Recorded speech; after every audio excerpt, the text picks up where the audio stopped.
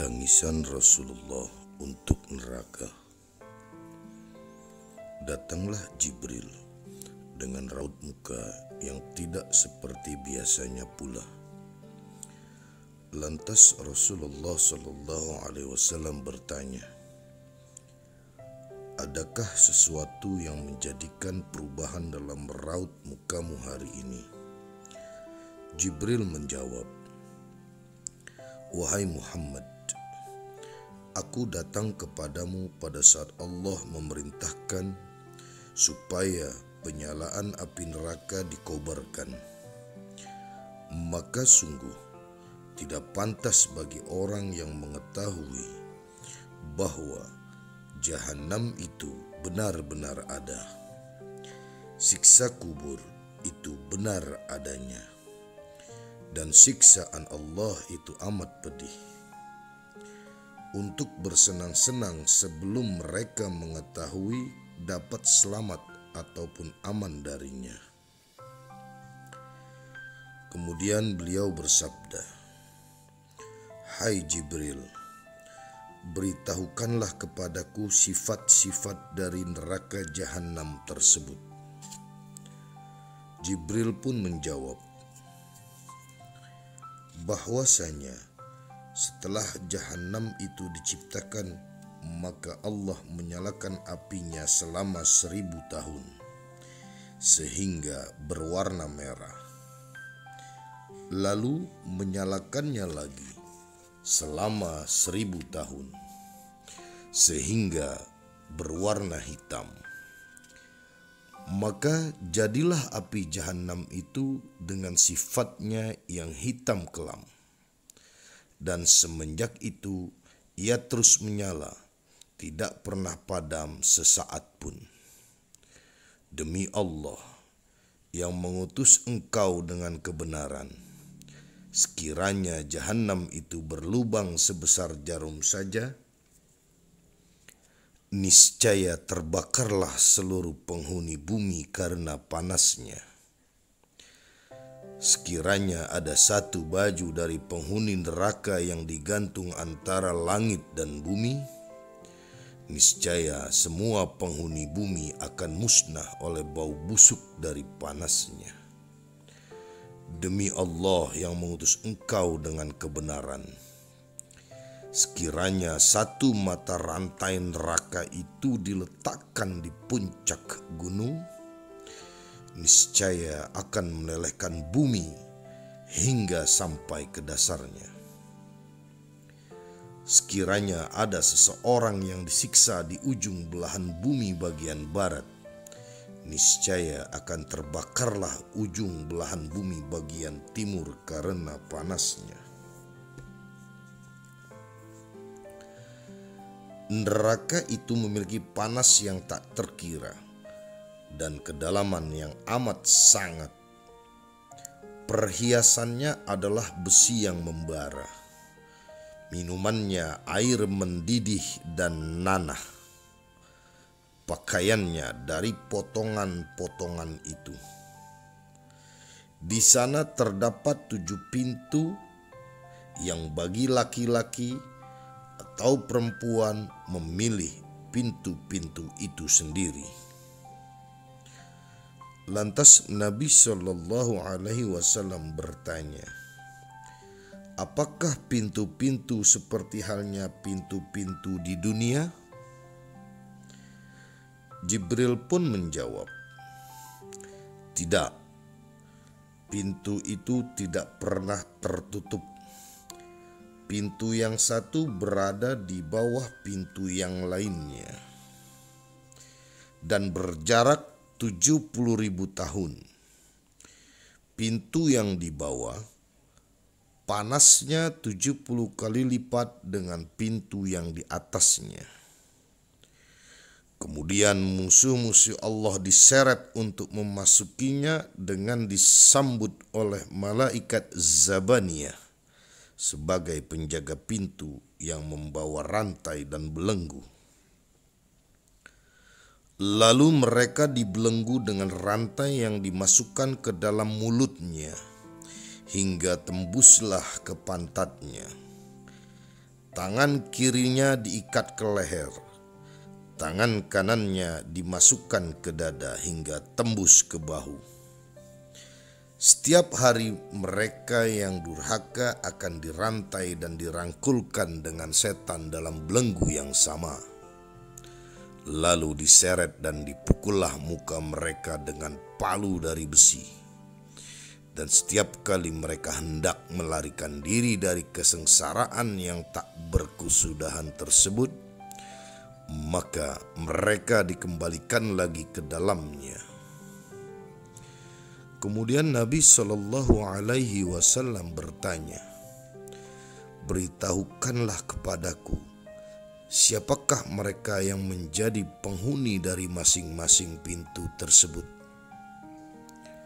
Jibril pun menjawab,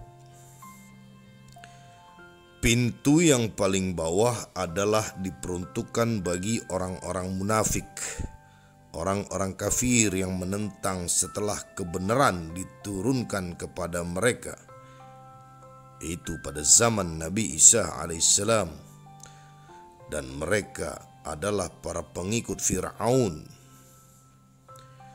Pintu yang kedua yang disebut dengan nama Hawiyah adalah diperuntukkan bagi orang-orang Sabi'in. Pintu yang ketiga bernama Saqar. Pintu yang keempat bernama Ladha, yang diperuntukkan bagi iblis beserta para pengikutnya, serta orang-orang Majusi. Pintu yang kelima bernama Hutama, yang diperuntukkan bagi orang-orang Yahudi.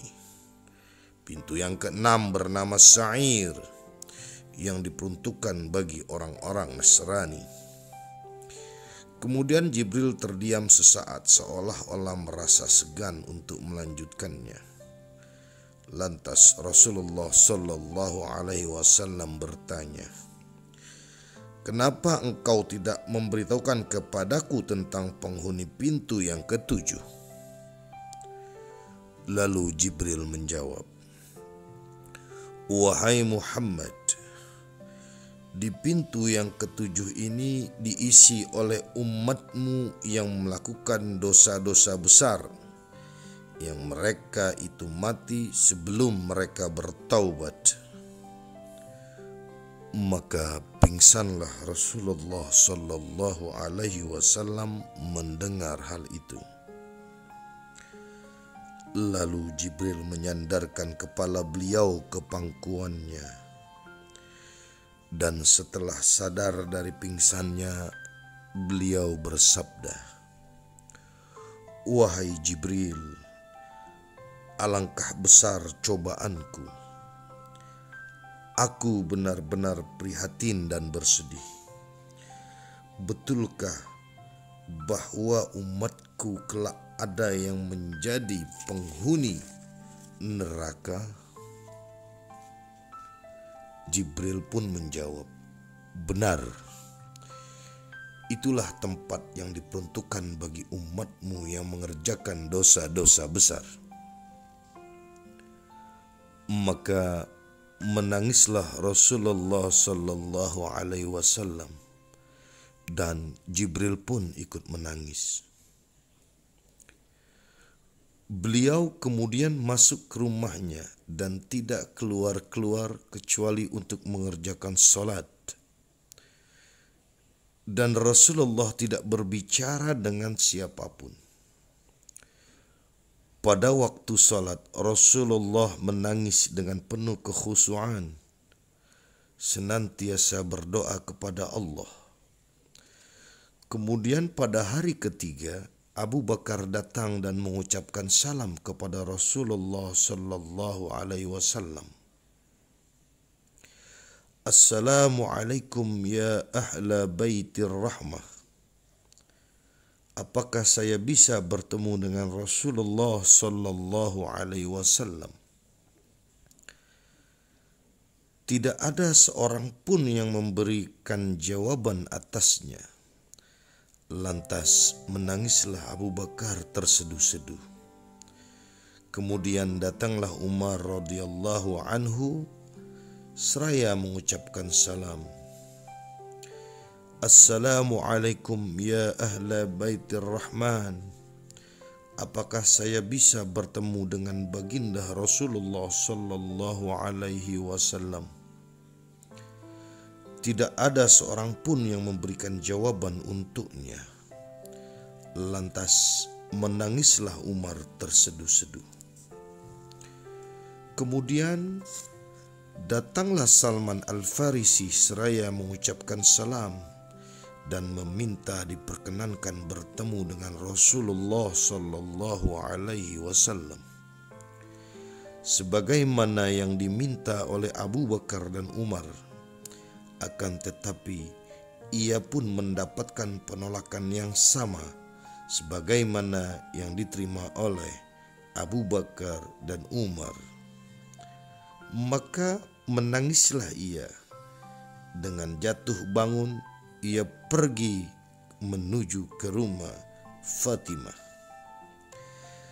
Sesampainya di depan rumah Fatimah, putri Rasulullah sallallahu alaihi wasallam, ia pun memberi salam dan memberitahukan kepadanya perihal keadaan Rasulullah sallallahu alaihi wasallam yang sudah beberapa hari ini menyendiri dan tidak bersedia bertemu dan berbicara dengan siapapun.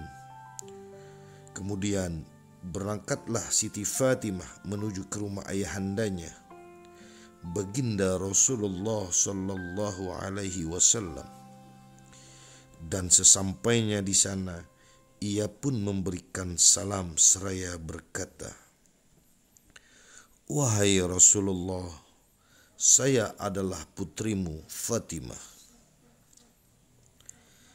Sementara pada saat itu beliau sedang bersujud.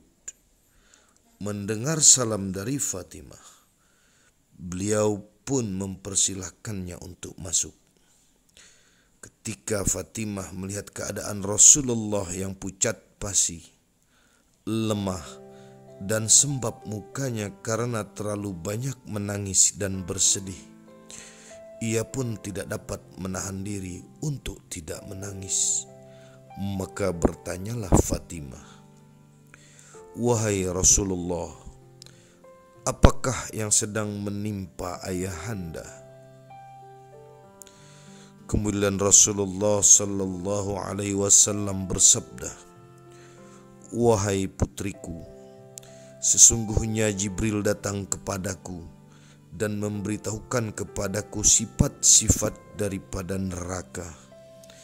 Dan pada pintu yang teratas adalah diperuntukkan bagi umatku yang mengerjakan dosa-dosa besar. Itulah yang menyebabkan dalam beberapa hari ini aku begitu merasa sangat bersedih." Lalu Fatimah bertanya, "Bagaimanakah keadaan mereka sewaktu digiring ke pintu itu, wahai Rasulullah?" Rasulullah sallallahu alaihi wasallam menjawab, "Mereka digiring dalam keadaan tidak hitam mukanya, tidak biru matanya, tidak disumbat mulutnya, dan tidak pula dibelenggu ataupun dirantai. Akan tetapi mereka digiring dengan ditarik jenggotnya bagi yang laki-laki, dan ditarik rambut kepalanya bagi yang wanita. Dan banyak di antara mereka adalah masih muda. Ketika jenggot mereka ditarik untuk digiring ke neraka, maka berkatalah mereka, 'Alangkah sayang kemudaan dan ketampananku.' Dan ketika wanita itu ditarik rambut kepala mereka untuk dihalau ke neraka, maka berkatalah mereka, 'Alangkah malunya aku.' Kemudian digiringlah umatku itu menuju ke neraka, dan bertemulah mereka dengan malaikat Malik. Ketika melihat mereka, bertanyalah malaikat Malik, "Aku tidak pernah menjumpai orang-orang yang tersiksa seperti keadaan mereka ini, di mana mukanya tidak hitam, matanya tidak biru, mulutnya tidak tersumbat, dan mereka tidak dibelenggu dan dirantai bersama-sama dengan setan." Dijawab oleh malaikat, "Demikianlah Allah memerintahkan kami untuk membawa mereka kepadamu." Lalu Malik bertanya kepada mereka, "Siapakah sebenarnya kalian?" Adapun dalam riwayat lain disebutkan bahwasanya ketika digiring mereka senantiasa menyebut-nyebut nama Muhammad. Akan tetapi ketika mereka sampai di depan malaikat Malik, mereka lupa menyebutkan nama Muhammad sallallahu alaihi wasallam, dikarenakan amat menakutkan rupa dari malaikat Malik. Ditanya lagi kepada mereka, "Siapakah sebenarnya kamu semua ini?" Kemudian mereka menjawab, "Kami adalah umat yang diturunkan kepada kami Al-Quran. Kami umat yang berpuasa di bulan Ramadan." Dan berkatalah Malik, "Tidak diturunkan Al-Quran itu kecuali kepada umat Nabi Muhammad sallallahu alaihi wasallam."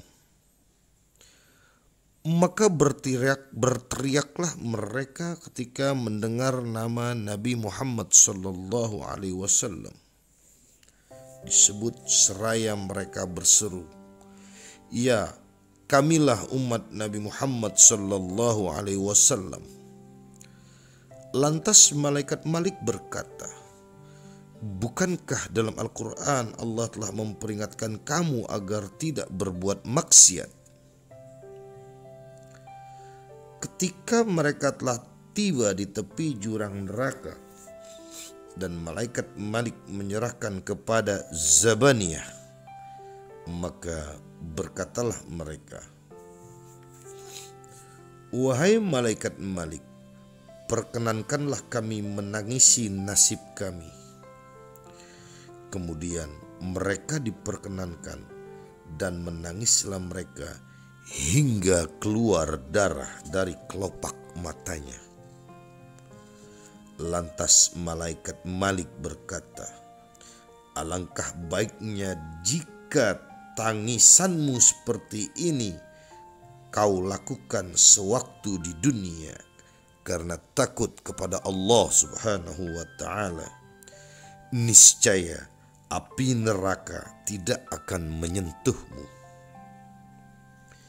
Dan ketika mereka dilemparkan ke dalam jilatan api neraka, maka berserulah mereka dengan kalimat tahlil, "La ilaha illallah." Kemudian jilatan api itu menjadi surut.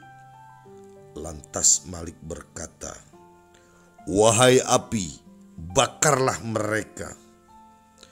Api itu pun menjawab, "Bagaimana aku akan membakar mereka sedangkan mereka mengucap tahlil?"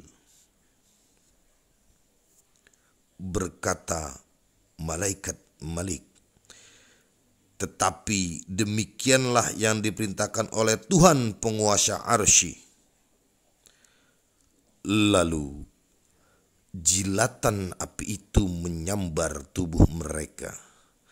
Ada yang disambar hingga kedua telapak kakinya, ada yang sampai lutut, dan ada pula yang sampai pada lehernya. Dan ketika api itu hendak menyambar muka mereka, maka berkatalah malaikat Malik, "Wahai api, janganlah kamu membakar muka mereka, karena mereka pernah bersujud kepada Allah, Zat yang Maha Rahman, dalam kurun waktu yang cukup lama. Dan jangan pula kamu membakar hatinya, karena mereka pernah menahan haus dan lapar pada bulan yang penuh berkah di bulan Ramadan. Kemudian tinggallah mereka di dalam neraka dalam batas waktu yang telah ditentukan oleh Allah Subhanahu wa Ta'ala. Dan selama mereka menjadi penghuni neraka, mereka senantiasa mengucapkan, Ya Arhamar Rahimin, Ya Hannan, Ya Mannan. Kemudian dalam batas waktu yang telah ditentukan oleh Allah Subhanahu wa Ta'ala, Allah pun berfirman dan berseru kepada malaikat Jibril, Wahai Jibril, bagaimanakah keadaan umat Muhammad yang berbuat maksiat? Malaikat Jibril pun menjawab, Engkau adalah zat yang lebih mengetahui bagaimana keadaan mereka. Maka pergilah Jibril menemui malaikat Malik yang pada saat itu duduk di atas mimbar Jahannam. Ketika melihat Jibril yang datang, malaikat Malik pun menyambutnya dengan hormat seraya bertanya, Adakah yang membuatmu datang ke sini? Jibril pun menjawab, Allah yang Maha Agung memerintahkan kepadaku supaya melihat bagaimanakah keadaan umat Nabi Muhammad yang berbuat maksiat. Malik berkata, betapa menyedihkan keadaan umat Muhammad. Mereka ditempatkan pada tempat yang sangat sempit. Tubuh dan dagingnya hangus terbakar, sedangkan hati mereka masih berkilau karena adanya iman di dalamnya. Kemudian Jibril berkata, bukakanlah tirai itu agar aku dapat melihat bagaimana keadaan mereka. Maka diangkatlah tirai penutup dari neraka tersebut. Dan ketika para penghuni neraka itu melihat kebagusan dan keelokan malaikat Jibril, bertanyalah mereka, siapakah hamba yang memiliki rupa demikian elok yang belum pernah kami melihat sebelumnya? Malik pun menjawab, dialah Jibril yang mulia di sisi Allah, pembawa wahyu kepada Nabi Muhammad sallallahu alaihi wasallam.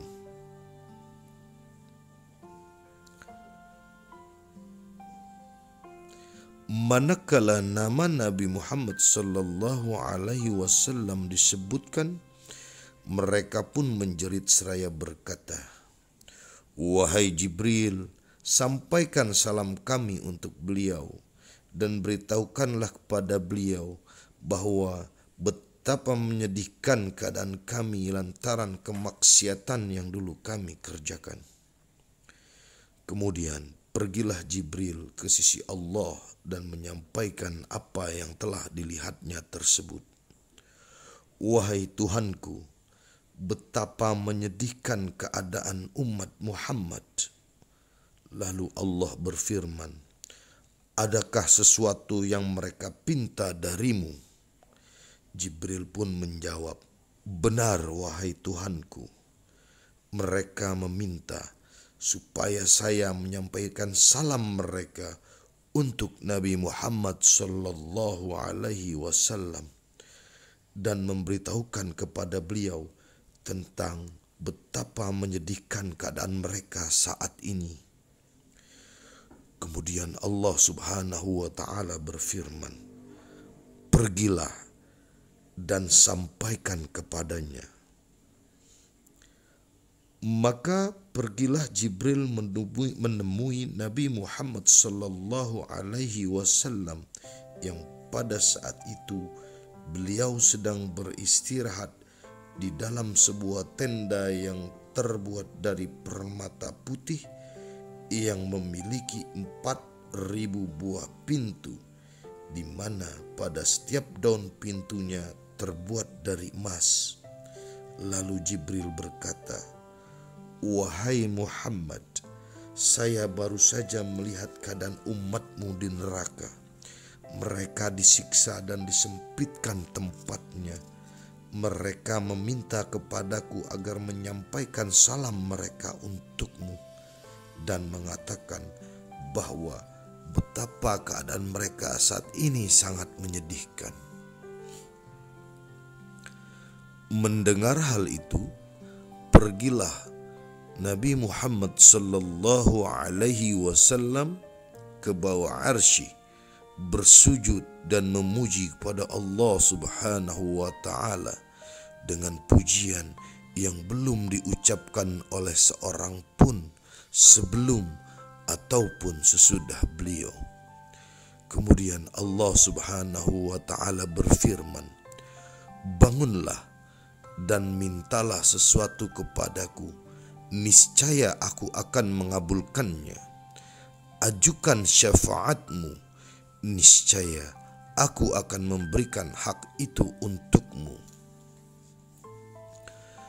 Lalu Nabi Muhammad sallallahu alaihi wasallam berkata, "Wahai Tuhanku, Engkau telah melaksanakan ketentuanmu dengan menimpakan siksaan kepada umatku yang berbuat maksiat, maka perkenankanlah hamba untuk memberikan syafaat kepada mereka." Berfirman Allah Subhanahu wa taala, "Aku perkenankan permohonan syafaatmu untuk mereka. Sekarang pergilah dan lihatlah mereka. Lalu berikanlah syafaatmu kepada mereka yang pernah mengucapkan kalimat La ilaha illallah." Dan bergegaslah beliau menuju neraka. Ketika malaikat Malik melihat kedatangan Rasulullah sallallahu alaihi wasallam, maka ia pun menyambutnya dengan penuh hormat. Lalu Nabi bertanya, "Wahai Malik, bagaimanakah keadaan umatku yang berbuat maksiat?" Malaikat Malik menjawab, "Betapa menyedihkan mereka yang dipersempit tempatnya." Kemudian Nabi Shallallahu Alaihi Wasallam meminta kepada malaikat Malik agar ia membukakan pintu itu untuk umatnya.